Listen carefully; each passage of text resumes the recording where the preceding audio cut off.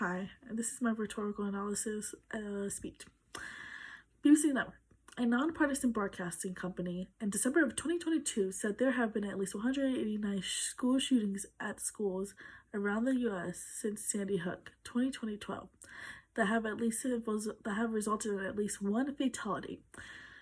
Over the past decade, there have been an increase of school shootings in the United States. One of the most recent ones that sparked change was Marjory Stoneman Douglas High School. Students from that school shooting gathered together to start a movement called March for Our Lives. This movement is to show what change the younger generations can do, how a group of diverse students came together when they had one common goal. February 14th, 2018, a school shooter entered the building of Marjory Stoneman Douglas High School, killing 17 and injuring 17 people. A few days after the tragic shooting, students who survived the mass shooting decided to rally together to create an organization called #MarchForOurLives. The founders are made up of over a dozen students that banded together to start this movement. They protested on March 24th, 2018 against gun violence and for there to be more laws implemented to protect students and teachers while at school. There have been many shootings before. They said enough was enough.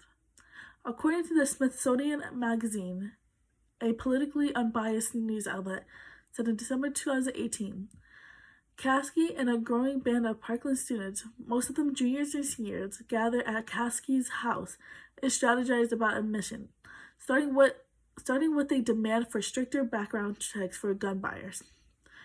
Their movement caused a spark throughout the nation, which led to students all around the United States to join them in protests in their city. Their purpose was to get politicians to pay attention and take action. Furthermore, according to CNN, a left-leaning news organization, in March 2018, said they received funding through donations on GoFundMe and from a lot of celebrities like Oprah Winfrey and Steven Spielberg. They went around encouraging people to vote for gun control and to put laws in place that protected students while at school. They wore and sold blue hoodies that had a movement name on it, March for Our Lives. They gave speeches on why lawmakers should pass bills, and with those speeches, they showed their emotions. Times Magazine, a left-leaning news article in March of 2018, quoted a part of the speech by a survivor of the Parkland shooting, David Hogg. We say, no more. And to those politicians supported by the NRA that allow the continued slaughter of our children and our future, I say, get your resume ready. There was a lot of desperation and anger there have been way too many school shootings in this country and not a lot of changes to make sure it never happens again. A lot of the left and right-wing politicians thought they were powerful students and were encouraged by protesting. A lot of the left and right-wing politicians thought they were powerful students and were courageous for protesting and exercising their First Amendment right. There have been some backlash, though. A lot of people think that gun control means taking away their Second Amendment right, which is the right to bear arms.